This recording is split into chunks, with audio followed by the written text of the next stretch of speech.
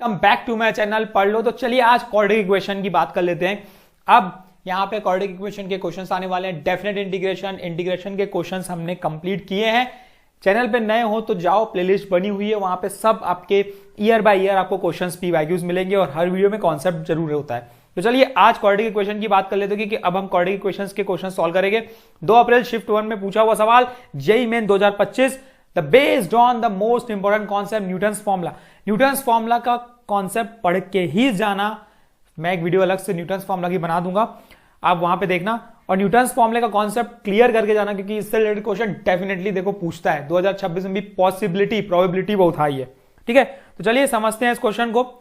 समझ let P n equal to alpha raise to point, इस type का देखो दिखाना कहीं पे भी, तो समझ जाना कि ये न्यूटन्स फॉर्मूले के बेस पे बनेगा। ठीक है, P10 दिया हुआ है 123, P9 दिया है 76, P8 दिया है 47, P1 दिया है 1। द क्वाड्रेटिक इक्वेशन निकालना है जिसके रूट्स ये रहेंगे। ठीक है, 4 ऑप्शंस हैं, हमने नोट नहीं किया, लेकिन हमें तो सॉल्व करने से मतलब है, कॉन्सेप्ट से मतलब है। तो चलिए कॉन्सेप्ट समझते हैं। तो कभी भी मुझे पता है कि एक्चुअल में जो क्वाड्रेटिक इक्वेशन होती है, अगर मुझे उसके अल्फा और बीटा रूट्स है तो मैं कैसे निकाल सकता हूं, x square minus alpha plus beta x plus alpha beta, यही होता है। मुझे पता है इसके अगर रूट्स क्या है, एक अल्फा है और एक बीटा है, तो मैं क्वाड्रेटिक इक्वेशन इससे निकाल सकता हूं। अब मैं लेट कर लिया भाई, x square minus a x plus b equal to 0। मैंने क्या लेट किया, मैंने लेट कर दिया कि भाई मेरा अल्फा प्लस बीटा जो है वो ए है ना। लिखने के लिए alpha beta equal to b है, स्टैंडर्ड फॉर्म में लाने के लिए। अब अगर इक्वेशन ये है जिसके रूट्स अल्फा बीटा है, तो न्यूटन्स फॉर्मूला क्या बोलता है? न्यूटन्स फॉर्मूला ये बोलता है कि हम इसको इस तरीके लिख सकते हैं, कोफिशिएंट ऑफ एक्स स्क्वायर को हम लिख सकते हैं पी एन, फिर minus a into P n minus 1 plus constant term b into P n minus 2 equals to 0 हम लिख सकते हैं। ये हमें बन गया न्यूटन्स फॉर्मूला, ये न्यूटन्स फॉर्मूला बोलता है। ठीक है, अब पता क्या है मेरे को, पता ये है कि P10 की वैल्यू, तो हम n इक्वल टू क्या पुट कर देते हैं, 10 पुट कर देते हैं। तो क्या मिल जाएगा, देखो P10 minus a P9 plus b P8 equal to 0। इनके बीच का कुछ ना कुछ रिलेशन है, लेकिन मुझे b और a की वैल्यू निकालनी पड़ेगी भाई। अब b और a कहां से निकालें, तो गिवन क्या है उस पर जानते। देखो P1 दिया हुआ है, P1 दिया है 1, तो जैसे ही मैं आप Pn में P1 पुट करूंगा तो ये क्या मिलेगा, देखो P1 equal to alpha plus beta, और अल्फा प्लस बीटा कौन है भाई, ये 1 है, तो 1 equal to alpha plus beta, तो मतलब जिसको हमने माना है a, तो a मेरे को मिल गया, देखो अल्फा प्लस बीटा, यहां तक कोई दिक्कत नहीं होनी चाहिए, a मिल गया। जब आपको a मिल गया है तो b निकालने में क्या दिक्कत है, सब्स्टिट्यूट कर दो भाई इसमें, ये इस इक्वेशन में सब्स्टिट्यूट करते देखते क्या आता है। ठीक है, P10 मुझे पता है कितना है, 123। ठीक है, माइनस ए मुझे पता चल चुका है 1 into P9, 1 into 76 plus b into P8 है 47। ठीक है, इक्वल्स टू 0। सॉल्व करने पे क्या आएगा, ये आएगा 47 plus b of 47 is equals to 0।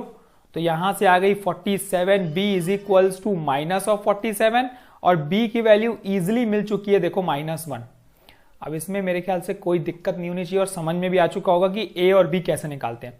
तो जब a और b मिल गया तो इक्वेशन मिलने में क्या दिक्कत है, x square minus a x है और a मेरा 1 है, a हमारा 1 आया था ना, हाँ 1 आया था, ax माइनस 1 इक्वल्स टू 0।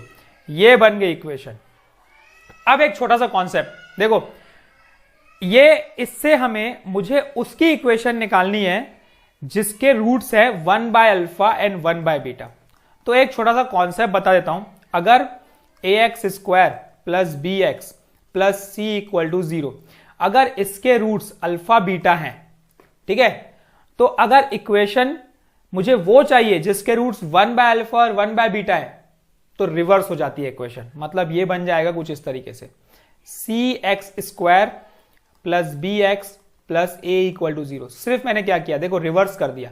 अगर रिवर्स कर दोगे इक्वेशन तो इसके जो रूट्स हैं वो बन जाएंगे 1 बाय अल्फा और 1 बाय बीटा। ये पता होना चाहिए, एक छोटा सा कॉन्सेप्ट है। ठीक है, कहीं पे कॉपी पे लिख लो कि अगर इक्वेशन के रूट्स अल्फा बीटा है तो उनके रिवर्स की जो इक्वेशन है, रिवर्स इक्वेशन है, उसके roots 1 by alpha 1 by beta हो जाएंगे। तो अब इसके रूट्स अल्फा बीटा है, जैसे कि हमें पता है, हमने फाइंड किया, तो 1 बाय अल्फा 1 बाय बीटा, इसका रिवर्स ले लो भाई। रिवर्स क्या लोगे, minus of x square minus x plus 1 equal to 0। Reverse लेने पे देखो यही आने वाला है, ठीक है।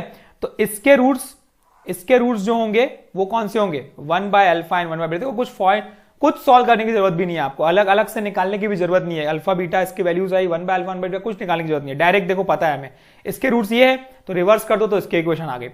तो थोड़ा सा सिंप्लीफाई करने पे माइनस मल्टीप्लाई करने पे x square plus x minus 1 equals to 0, और ये देखो यही आपका आंसर है, ये आ गई इक्वेशन। तो एक छोटा सा कॉन्सेप्ट ये आपको दिमाग में रखना है बस, दैट्स ऑल। तो कंप्लीट होता है हमारा ये क्वेश्चन। समझ में आया तो hit like, share to your friends, comment section में जरूर बताना कि वीडियो कैसा लग रहा है। तो कंटिन्यूअसली मैं क्वेश्चंस आपके लिए और अच्छे लाते रहूंगा।